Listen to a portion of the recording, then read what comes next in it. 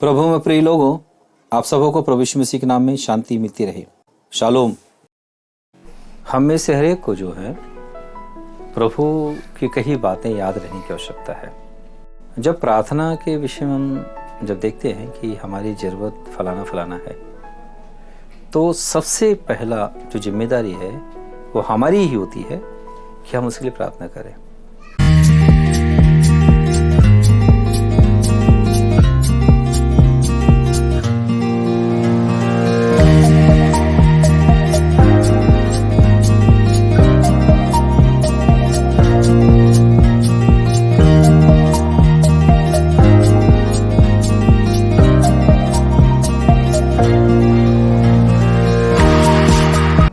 और प्रार्थना का रिक्वेस्ट हम किसी को दे सकते हैं, प्रार्थना की सहायता प्राप्त कर सकते हैं। ऐसी बात नहीं है कि हम प्रार्थना का रिक्वेस्ट किसी को ना दें, हम किसी से प्रार्थना ना कराएं। और हमारे इंडिया में तो प्रेयर टावर भी खुले हुए हैं। जीसस कॉलों का प्रेयर टावर है, तो और प्रेयर टावर भी है। कई लोग अपना नंबर यूट्यूब में भी दे रखे हैं कि प्रार्थना के लिए, तो उसमें भी कई लोग अपना प्रेयर रिक्वेस्ट देते हैं कई तरह के।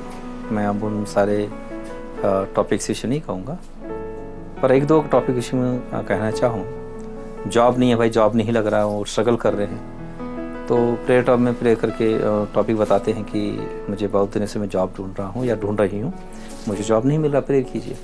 तो लोग प्रेयर करते हैं, अपने प्रेयर में उन टॉपिक को शामिल कर लेते हैं। कई लोगों की शादी नहीं हो रही है, शादी में दिक्कत हो रही है, उम्र बढ़ रहा है और स्ट्रगल हो रहे हैं, परिवार भी बहुत से कारण दुखित है, स्ट्रगल हो रहे हैं, तो ऐसे लोग भी प्रेयर टॉवर में अपना रिक्वेस्ट देते हैं कि मेरे लिए प्रार्थना कीजिए। तो इसमें ज़्यादातर मैं समझता शायद लड़की लोग ज़्यादातर ऐसे स्ट्रगल होते होंगे, जो भी हो, तो उनके लिए भी प्रार्थना की जाती है और उनके लिए भी जीवन साथी मिलता है। और बहुत सारे टॉपिक्स हैं, जिनके बच्चे नहीं है वो बच्चे के लिए प्रार्थना कराते हैं, या कुछ और कारण जो भी होते हैं, जो जिससे परेशान हैं, उनको लगता है कि उनकी शक्ति नहीं पूरी है और वो प्रार्थना नहीं कर पा रहे हैं, तो फिर वो प्रार्थना के लिए रिक्वेस्ट देते हैं, जो प्रार्थना करने के लिए ही है। पर इसका मतलब ये नहीं है कि भाई उनको प्रेयर रिक्वेस्ट देकर खुद एकदम प्रार्थना ना करो। मैं तो इसके बिल्कुल खिलाफ हूँ। अगर ज़रूरत तुम्हारी है तो पहले तुमको ही प्रार्थना करने की आवश्यकता है। हमारे प्रभु यीशु मसीह ने क्या सिखाया, इसको तो मैं बिल्कुल कहता हूँ कि नजरअंदाज तुम बिल्कुल मत करो। प्रभु ने क्या कहा, तुम प्रार्थना करो कि तुमको सब्त के दिन भागना ना पड़े। मतलब ये हो गया एक अरेंजमेंट, जैसे प्रार्थना का समय है, आराधना कार्यक्रम, फास्टिंग, प्रेयर, नेट प्रेयर या कुछ ऐसे स्पिरिचुअल जो वर्क है, उसमें डिस्टर्ब नहीं होना करके प्रार्थना हम कर सकते हैं। इसका मतलब ये हुआ, ठीक है। अब बाइबल पढ़ने बैठे कोई बुला लिया, प्रार्थना करने बैठे कोई बुला लिया, या कोई दोस्त मिलने आ गए, या फास्टिंग के दिनों पता चला कोई मेहमान आ गए घर में, तो इस तरीके का ना हो करके प्रार्थना हम कर सकते हैं, वो सुनी जाएगी। क्योंकि प्रभु ने खुद कहा, तुम प्रार्थना करो कि तुमको सब्त के दिन में भागना ना पड़े। इसको अच्छी रीति से याद रखो।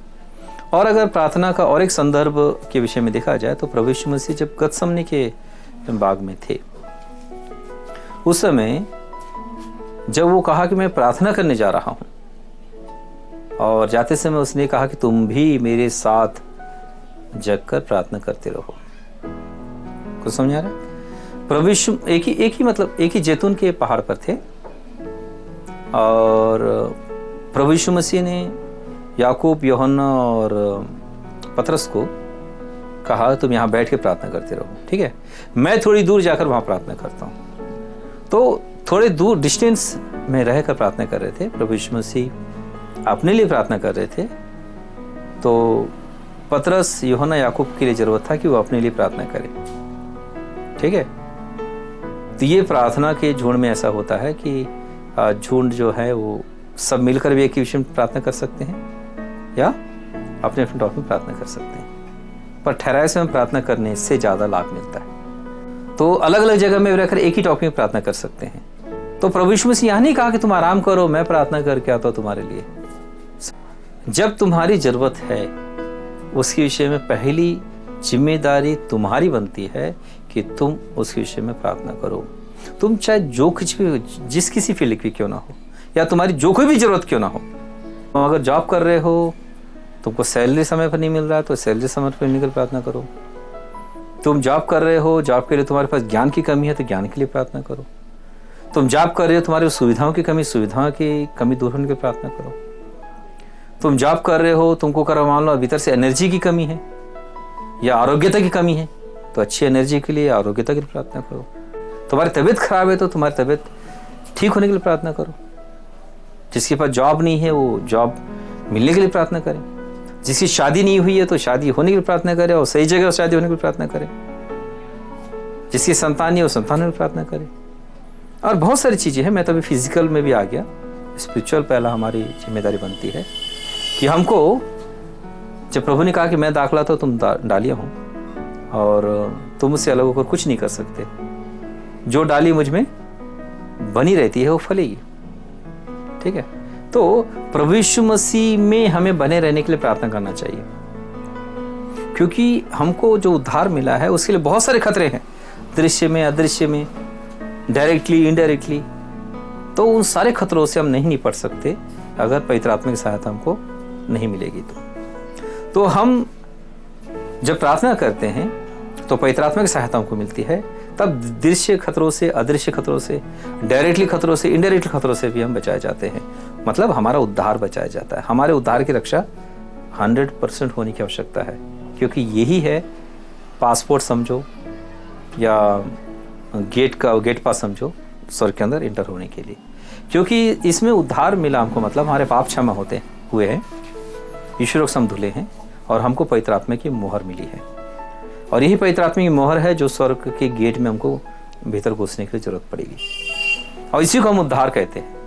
उद्धार मतलब हमको पूरा उद्धार मिल गया ऐसा नहीं है। उद्धार का काम तो जिंदगी भर चलता रहता है। सबसे आखिरी में हमको जो छुटकारा मिलेगा वो हमारे मिट्टी के देह से छुटकारा मिलेगा और हमको पुनरुत्थान की देह प्राप्त होगी। पर जो हमको पवित्र आत्मा की मोहर मिल जाती है, यही उद्धार है। ठीक है, बिगनिंग या नए जन्म को या उद्धार।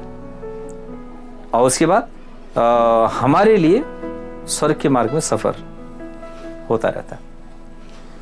हम रिजर्व हो जाते हैं प्रभु यीशु मसीह में, और यही पवित्र आत्मा की जो मोहर है जो हमारी धार्मिकता भी है। मतलब जिस पर मोहर लग गई, प्रकाशित वाक्य में मोहर की बात है लिखी हुई, थोड़ा रुक जाओ और जिन पर मोहर लगाने दो विपत्ति पड़ने से पहले। तो परमेश्वर की ओर से आ गया है कि जिन पर पहले मोहर लगाना भाई लगा लें। तो जिनको प्रभु उद्धार में लाना चाहा उन्हें उद्धार में लाया। मतलब पवित्र आत्मा मोहर हम पे लग गई, हम सुरक्षित है प्रभु यीशु मसीह। पर इसे बनाए रखने की आवश्यकता है। इसका मतलब एक नहीं खुद मस्ती करें, टाइम पास करें। आजकल तो मैं बता रहा हूँ, बार कई बार बोलता हूँ, अभी भी बोलने की इच्छा हो रही है। ये जो इंटरनेट, इलेक्ट्रॉनिक और डिस्क जो हैं, ये ऐसे डिस्टर्ब करते हैं। एक बार तुम देख लो तो तुम्हारे सर पर प्रभाव पड़ेगा, तो बहुत देर तक सर प्रभाव नहीं उतरेगा। थोड़ी देर बैठकर 4-5 शॉर्ट्स देख लो, बस उतना काफ़ी है। तुम्हारे दिन भर के लिए हो सकता है कोटा पुर जाए डिस्टर्ब का। मतलब एक बार 3-4 शॉर्ट देखकर रख दोगे भी ना, तो उसका प्रभाव इतना पड़ेगा सर पर कि दिन भर हो सकता है उसका प्रभाव ना उतरे। फिर जब रात को तुम प्रार्थना करने बैठो तब वो उसका प्रभाव उतरेगा। ऐसे भी हो सकता है कि इतना डेंजर है वो। और उसके अलावा बाहर तो बहुत कुछ है, ध्वनि प्रदूषण, वायु प्रदूषण, रेडिएशनल पावर, रेडिएशन, और बहुत ज़्यादा जनसंख्या के बीच में से हम जाते हैं। तो ये सारी चीज़ें हमारे माइंड को हमेशा हिलाते रहते हैं। इसीलिए हम लोग का जो विचार है ना, ये एक विषय में स्टैंड नहीं होता। कहते हैं कि हमको अगर ध्यान केंद्रित करने का प्रयास करें तो 7 सेकंड कर पाते हैं बोलते। अभी स्थिति ऐसी है, ओनली 7 सेकंड्स। तो ये स्थिति हमारी है, मतलब हर 7 सेकंड में हमारा विचार हिलेगा। तो उसे हम कैसे बनाए रख पाएंगे? और जब बनाए नहीं रख पाएंगे तो कैसे हम फिर भाई विश्वास में बने नहीं पाएंगे? तो इसीलिए हमको हर 7 सेकंड में, समझ लो, अपने आप को चेक करते रहना पड़ेगा। उतना फास्ट हमको बनना पड़ेगा कि हमारे विचार हर 7 सेकंड में हो क्या रहा है उसके साथ। और हमको प्रभु में बने रहने के लिए जरूरत है, जब प्रभु ने कहा तुम मुझ में और मेरी बातें तुम्हें बनी रहे। मतलब तुम अपने आप को प्रभु यीशु मसीह में रखो, बार बार इसका दावा पेश करो, प्रभु मैं तुम्हारा हूँ या तुम्हारी हूँ। प्रभु मैं तुमसे प्रेम करता हूँ, मैं प्रेम करती हूँ। मैं तुझ में अपने आप को सबमिट करता हूँ, सबमिट करती हूँ। शैतान को मुझ पर कोई अधिकार नहीं, संसार को मुझ पर कोई अधिकार नहीं, पाप पर मुझ पर कोई अधिकार नहीं, मृत्यु कोई मुझ पर कोई अधिकार नहीं। इसको अकेले में दावा हमेशा पेश करते रहो। क्योंकि जुबान का ही अंगीकार वहां पर है। जिन्होंने मन से विश्वास किया वो धर्मी ठहरे, जिन्होंने जुबान से अंगीकार किया वो उन्हें उद्धार मिला। तो हमारे जुबान के अंगीकार पर डिपेंड है कि हम प्रभु में हैं या नहीं है, या हम प्रभु के हैं या नहीं।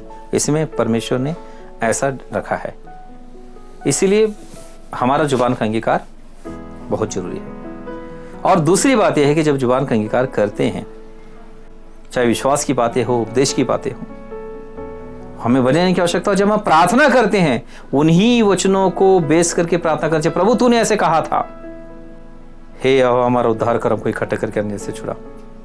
ये वचन क्या कहता है, इस वचन को रखकर प्रार्थना कर सकते हैं, प्रभु तूने ये कहा था तो मुझे छुड़ा।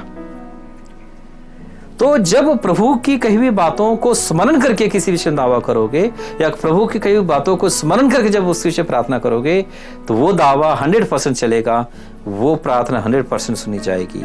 क्यों? प्रभु अपने नाम से भी अधिक महत्व अपने वचन को देता है। इस बात को ध्यान में रखें। प्रभु तुम्हारी सहायता करे। God bless you.